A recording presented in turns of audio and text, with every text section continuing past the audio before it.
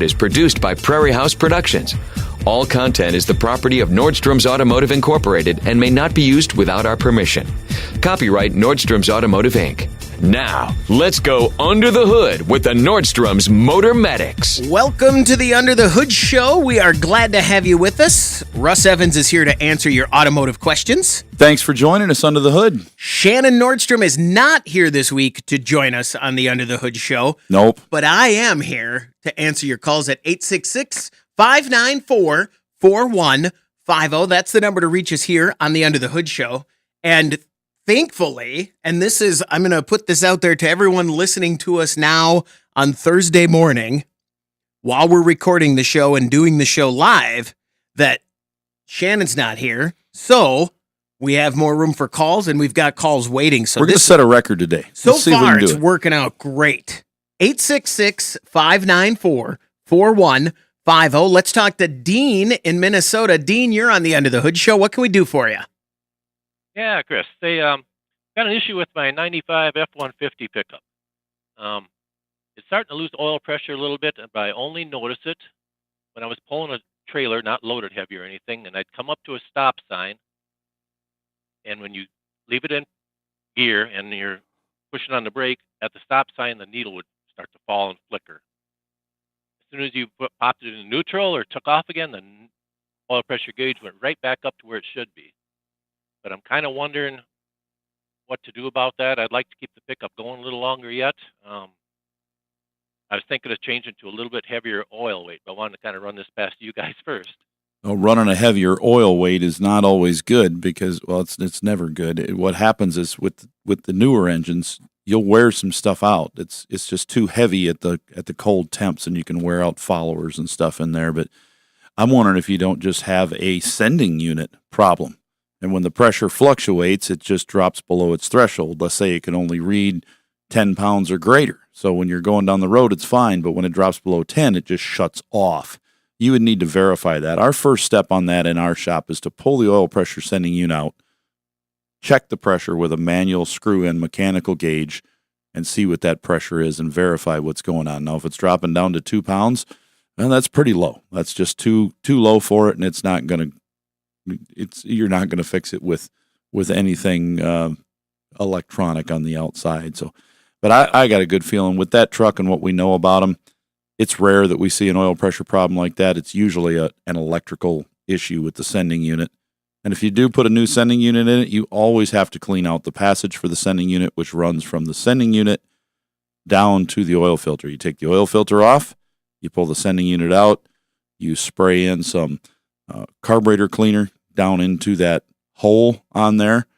The Berryman B12 carb cleaner, that'll work perfect. Just spray it down in that hole, wash it out really good, put a new filter on it, change the oil, put a new sending unit in. If you don't wash out the passage, it will clog up that new sensor very quickly. If not in the same day, maybe within a few months, less than a year for sure.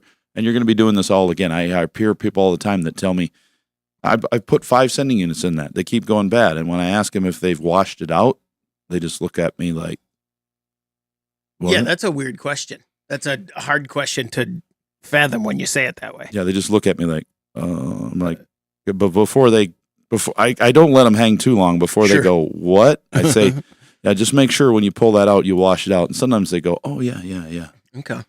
I don't want to. It does have a lot of miles on it, though. That's still, those engines hold their oil pressure pretty well. Okay. They're a pretty good unit. Okay. Well, I'll try that first. You bet. Dean, thanks very much for the call. 866-594-4150. That's the number to reach us here at the End of the Hood Show. Let's go to Virginia and talk to Bill. Bill, you're on the End of the Hood Show. What can we do for you? Yes. I have an 87 Chevrolet Silverado, and this happens on a cold engine start. Whenever I start the engine, I'll have a coolant leak for about 10 minutes. And after about the 10 minutes, when the engine warms up, I will have no leak. So I'm fine after that. But this only happens on a cold engine start. Like it sets overnight and I have to go start the next morning. That's when it happens. So what do you think's going on? Well, if you on a cold engine start, seals will shrink, and you can have and the metal contracts, so you can have a leak. But as soon as it warms up, it's gone, and that's pretty common on with a lot of leaks. We see water pumps, all sorts of stuff out there, everything out there. So you got a couple options: find that leak, take it apart, do a mechanical repair, whatever it needs for machining of the parts, new gaskets, seals, put it all back together, or you could try some K-seal in there. As long as it's not a rotating part like the mechanical shaft of a water pump, you can put some K-seal in there, run it after a couple cool, warm cycles. It's probably going to take care of your leak and make it go away. So I would suggest that for sure. As long as it's not a rotating part. I did try that. You tried the K-seal in there? Yeah, and it did not work. Then you've got something moving that's leaking. Okay. Because if it was a big, K-seal will seal a small leak. If it's a very large leak, it'd be leaking when it was warm too. So it's a seal. It's a small enough leak that the K-seal would take care of it, but it's got to be a rotating part that's causing that leak. So take real close look at the water pump areas and things like that. See what's going on there. So what is the rotating part you're talking about? Like a water pump. Anything that moves. Okay. If it's a moving something that moves, that's likely where it's coming from.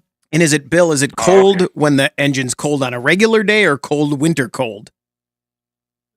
Anytime. Well, just on a cold engine. Okay. Summertime, wintertime, don't matter. Okay. Yeah, that's got to be something.